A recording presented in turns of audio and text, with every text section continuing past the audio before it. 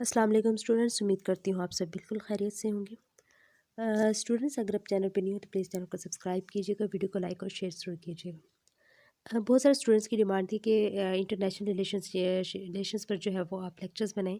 सो मैंने आज जो है वो इसकी स्टार्ट की है सीरीज़ लेसन नंबर 19 से, जो कि आपका फाइनल टर्म की जो है वो लेक्चर्स यहाँ से स्टार्ट हो रहे हैं 19 से।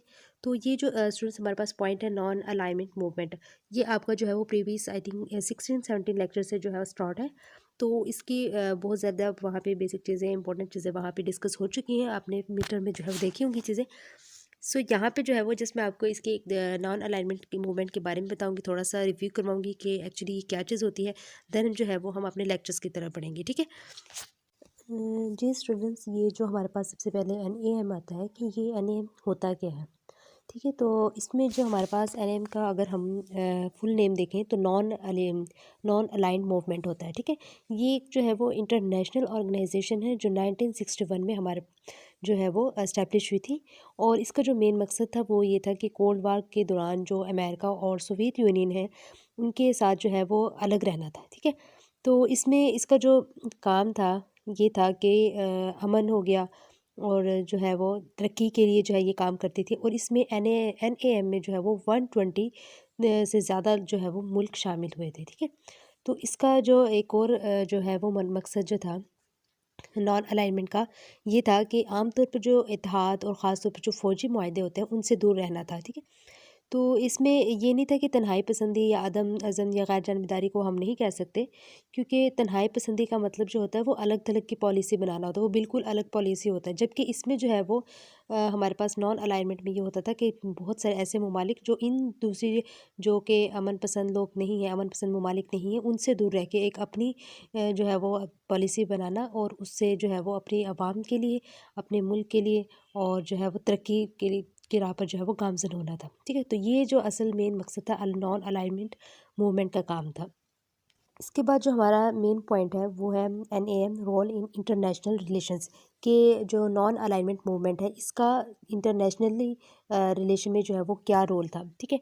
तो सबसे पहले यहाँ पे लिखा था कि NAM played a limited role in supporting the OPEC price rises in the formatting of the Union Nations Conference on Trade and Development, the formation of the Group of 77, and articulating the new international economic order। इसमें वो कहते हैं कि हमारे पास जो NAM है इसने जो है वो ओपेक हमारे पास स्टूडेंट्स क्या होती है, ये एक हमारे पास ऑर्गेनाइजेशन होती है, ठीक है। Organization of the Petroleum Exporting Countries, ठीक है। ओपेक का फुल फॉर्म है ये। और ये इसमें ये होता था कि इनकी कीमतों में इजाफा हो गया, राइज मीन तिजारत और तरक्की पर जो हमारे अक़वाम मुत्तहिदा की जो भी कॉन्फ्रेंस की तश्कील की गई, 77 के ग्रुप की जो तश्कील हुई और नए जितने भी हमारे पास इंटरनेशनली जो हमारे ऑर्डर थे उनको जो है महदूद करने का इसने जो है वो बहुत अहम रोल प्ले किया था NAM ने, ठीक है। इसके बाद वो कहते हैं कि हमारे पास जो NAM है has grown in the size and can potentially be very influential, but it has been unable to fulfill its lofty objectives and thus stands discredited। इसमें ये कहते हैं कि हमारे पास जो NAM है इसका साइज़ जो है वो बहुत बड़ा हो गया है और जो मुमकिन तौर पर अगर देखा जाए तो बहुत ज़्यादा ये हमारे पास इम्पैक्टफुल रहा है, क्योंकि ये अपने मकसद बुलंद मकासद को जो है पूरा करने में नाकाम रहा है और इस तरह बदनामी का जो वो है शिकार, क्योंकि इसमें बहुत ज़्यादा तादाद में जो है वो ममालिक ने जो है वो एंट्री की थी और इस तरह जो है ये अपने जो इसका असर जो इम्पैक्ट था वो पॉजिटिव होने की बजाय नेगेटिव हो गया था, ठीक है। मोस्टली जो था इसमें ये था कि most of the member states which are a part of it do not use the NAW platform to resolve disputes, not do they contribute much effort to making it more effective. इसमें ये था NAW का मतलब होता है non alignment women, ठीक है। यानी जो नॉन अलाइनमेंट वुमेन है इसमें ये होना था कि औरतों के इसमें हकूक़ के बारे में बात करनी थी कि जो राइट्स हैं औरतों के उसको बरकरार रखा जाए, उनको जो है वो एजुकेशन एंड जो उनकी सेहत है उनके बारे में उनको जो है वो फुल सपोर्ट करनी चाहिए, बट ये ऐसा नहीं हुआ। तो बहुत ज़्यादातर जो ममालिक थे उन्होंने इसका हिस्सा तो बने, लेकिन जो है वो तनाज़ात के लिए NAW प्लेटफॉर्म का इस्तेमाल नहीं करते थे। वो यानी वुमेन के लिए जो है वो सहूलतें प्रोवाइड नहीं करते थे, और ना ही इसे मज़ीद जो है वो मुस्तर बनाने के लिए ज़्यादा उन्होंने कोई कोशिश की, इसलिए जो उसका जो पॉजिटिव इफ़ेक्ट पड़ना था NAM का, तो वो जो है नेगेटिव में चला गया था। इसके बाद जो है वो कहते हैं कि yet the need for peaceful coexistence and better north-south relations makes the need for NAM even more urgent with its visionary blend of idealism and realism। इसमें कहते हैं कि फिर भी पुरअमन बकाए बाहमी और बेहतर शुमाल जनूब ताल्लुकात की ज़रूरत NAM की ज़रूरत को उसके आइडियलिज़म और हकीकत पसंदी के जो इम्तजाज के साथ जो है वो मज़ीद फौरी तौर पर जो है वो इसको ये यकीनी बनाती है। ठीक है, इसके बाद स्टूडेंट्स हमारे पास क्रिटिसिज्म ऑफ NAM है, ये हम देखेंगे। ठीक है, द क्रिटिसिज्म ऑफ NAM जो है वो has failed to help promote peace, and many of its members have been involved in bloody internal and external violence. For example, the civil war in the Cambodia और the war between Iran and Iraq। जो NAM जो है वो कहते हैं कि उसने promote करना था जो अमन को फ़रोग़ देने में उसने जो है वो मदद करने में नाकाम रहा। क्यों? जबकि हालाँकि NAM का जो मेन मकसद था वो अमन को फ़रोग़ देना था, बट ऐसा हुआ कि बहुत ज़्यादा ममालिक की शिरकत की वजह से अमन को फ़रोग़ देने में ये नाकाम रहा, और इसने के बहुत से जो ममालिक थे इसमें, वो जो है वो ब्लडी उन्होंने एक्सटर्नली और इंटरनली काम किया, और जिसमें मिसाल के तौर पे जो कंबोडिया में खाना जंगी हुई और ईरान और इराक़ के दरमियान जो जंग हुई, ये इन्हीं में से हुआ था कि उन्होंने जो है वो एक्सटर्नली और इंटरनली जो है वो इस तशद्दुद में मुलविस रहे, और ये NAM जो है वो अपने मेन मकसद में नाकाम हो गया। इसके बाद जो हमारे पास आ जाता है, NAM has also been unable to bear on legendary disputes like the ME conflict and the problems in Kashmir, causing tensions between Pakistan and India and in the जो है वो Cyprus, which is resulting in tensions between Turkey and Greece.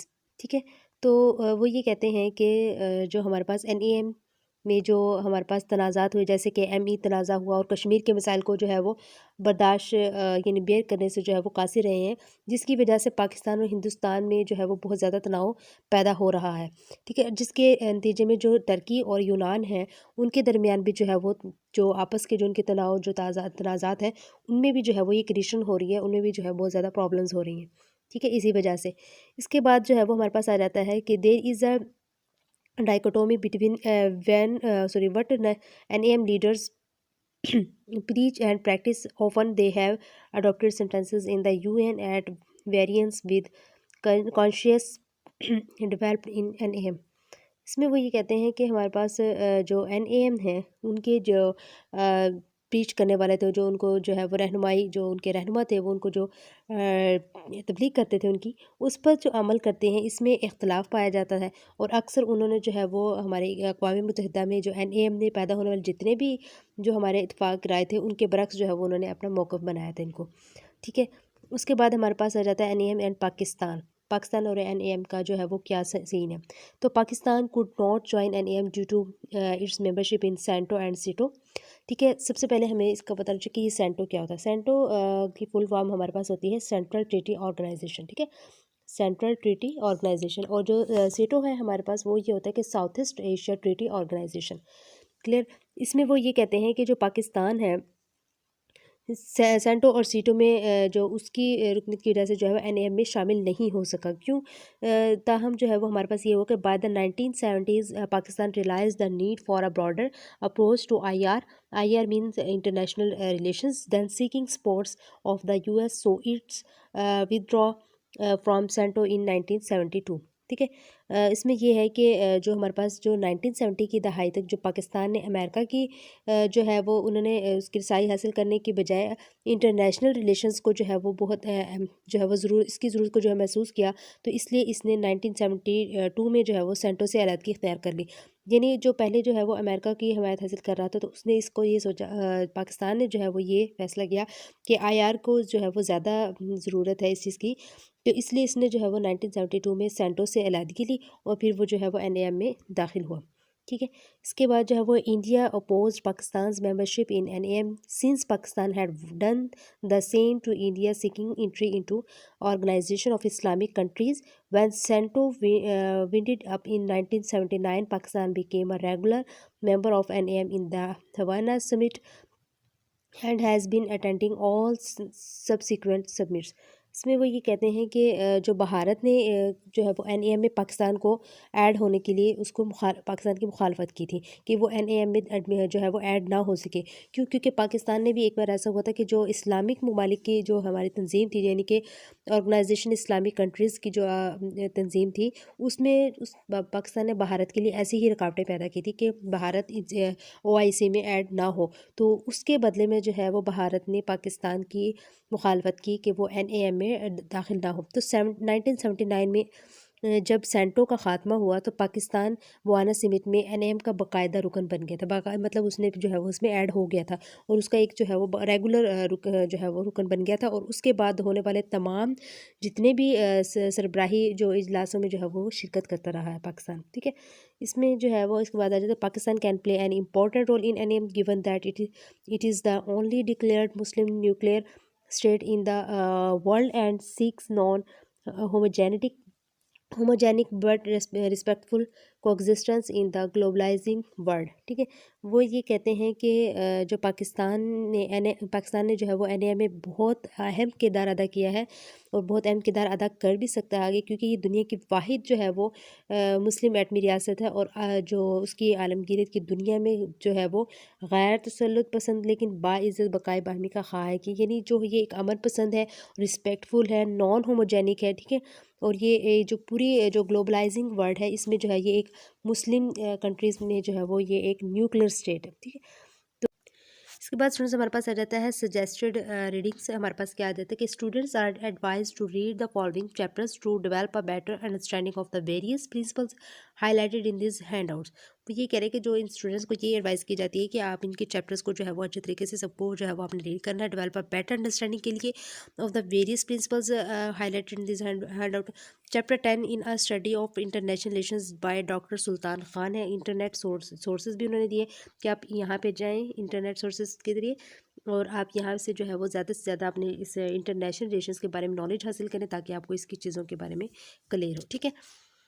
तो ये students आपका lecture number 19 था। I hope so आपको जो है वो इससे हेल्प मिली होगी। तो अगर आप चाहते हैं नेक्स्ट लेक्चर तो वीडियो को लाइक करके शेयर करें और कमेंट में ज़रूर बताएं।